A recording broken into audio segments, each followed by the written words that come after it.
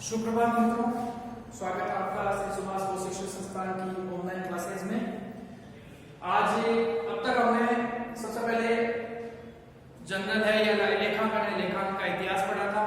लेखांकन इतिहास के बाद हमने लेखांकन प्रक्रिया पढ़ी थी। लेखांकन प्रक्रिया में हमने पढ़ा था कि सबसे पहले हम क्या करते हैं कि खातों का पहचान करते हैं, पहचान करने के बाद हम उसकी लेखन करते हैं, लेखन के बाद उसका वर्गीकरण करते हैं, वर्गीकरण के बाद उसका सारांश और उसके बाद निर्वचन। इस तरह से प्रोसेस होती है। तो आज जो हम टॉपिक पढ़ेंगे, जनरल हमने पढ़ लिया था, आज हम जो टॉपिक पढ़ेंगे वो पढ़ेंगे खाता बही में खतौनी, यानी सेकंड स्टेप वर्गीकरण। देखो, जब व्यापारी है वो अपने रोजनामचे तैयार करता है, तो रोजनामचे में क्या करता है कि एक साथ general entry time to time day by day लिखता चला जाता है।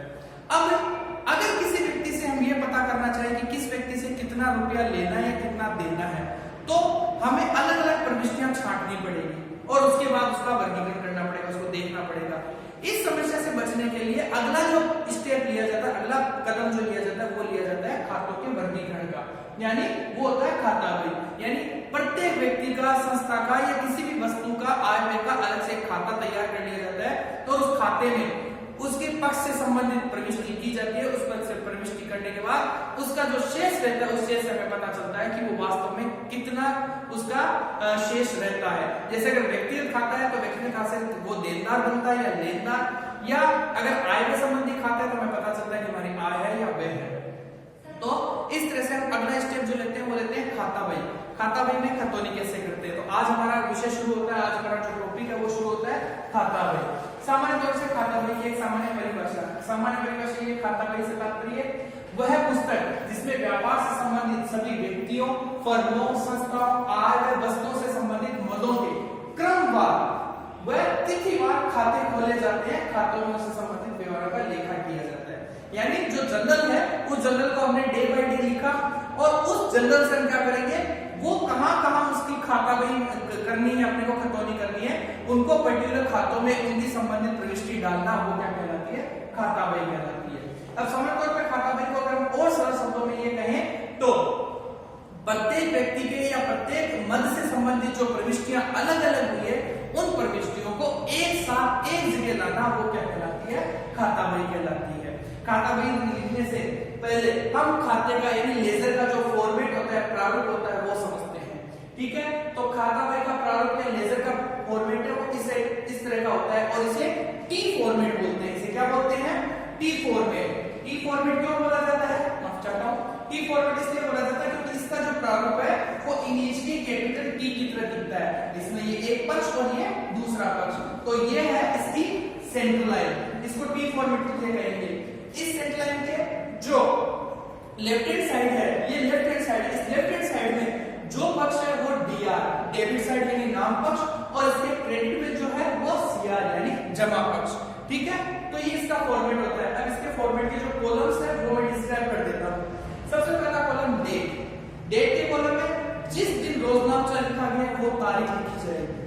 ठीक है, वो तारीख लिखी जाएगी और उस तारीख लिखने के बाद इससे संबंधित प्रविष्टि की जाएगी। अगला पर्टिकुलर पे उससे संबंधित प्रविष्टि। ठीक है, उससे संबंधित क्या की जाएगी, प्रविष्टि की जाएगी। उसके बाद है जेएफ, जनरल। याद करो जब हमने जनरल पढ़ा था, जनरल जब हमने पढ़ा था तो वहां पर एक कॉलम पढ़ा था एलएफ, एक कॉलम पढ़ा था एलएफ। वहां पर मैंने आपको बताया था एलएफ का मतलब जहां पर हमने जनरल एंट्री की है उस जनरल एंट्री का लेजर यानी खाता कौन से पेज पे बना है वो पेज नंबर लिखते हैं। इसी तरह इस जेएफ में हम क्या लिखेंगे कि ये जो प्रविष्टि हमने जनरल से उठाई है, ये जनरल कितने नंबर पेज पे बनी हुई है, उस पेज से लेकर हम ये नंबर लिखते हैं और उससे संबंधित जो राशि है, अमाउंट है, वो लिखेंगे। तो डीआर पक्ष की राशियां डीआर पक्ष में और सीआर पक्ष की राशियां सीआर पक्ष में। तो अगर किसी प्रकार का विवाद होता है, अगर लेजर देखने से विवाद हो रहा है, तो हम उसकी प्रश्न यानी जनरल की प्रश्न क्या देख सकते हैं कि जनरल कितने नंबर प्रश्न उठाया गया था। अगर जनरल में कोई विवाद उत्पन्न होता है तो जनरल से हम लेजर की प्रश्न क्या देखकर उसका लेजर बोल सकते हैं कि हाँ यहाँ पर हमारा लेजर बताया हुआ है। तो इस तरह से खाता बही से तात्पर्य कि जो हमने जनरल की है या रोजनामचा लिखा है, उस रोजनामचे में संबंधित व्यक्ति हो, चाहे फर्म हो, चाहे आय हो, चाहे वस्तु हो या कोई कंपनी हो, उसकी सभी प्रकार के जो सौदे हैं उन सौदों को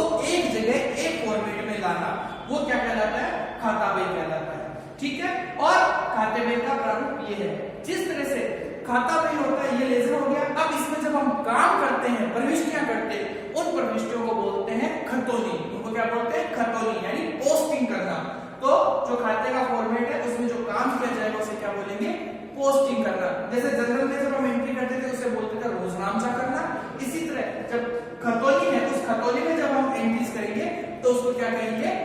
पोस्टिंग करना, खतौनी करना, उसे बोलते हैं खतौनी। तो इस तरह से हमने आज पढ़ा कि खाता बही से तात्पर्य, खाता बही किसे कहते हैं, खाते का प्रारूप का फॉर्मेट है वो क्या होता है। ठीक है, अगली वीडियो में हम पढ़ेंगे कि इसमें एंट्री करने के नियम क्या है और किस तरह से एक जनरल प्रविष्टि से हम खाता बही में खतौनी करते हैं। तो आज के लिए यह है कि आपको इसका फॉर्मेट याद रखना है। इसे टी फॉर्मेट बोलते हैं। क्यों? क्योंकि ये इंग्लिश के टी की तरह, जैसे मैंने बताया ये सेंट्रल है, ये इसके लेफ्ट हैंड साइड और ये होगी इसकी राइट हैंड साइड। ठीक है, तो लेफ्ट और राइट हो गया और दोनों साइड के सेम ही कॉलम होते हैं।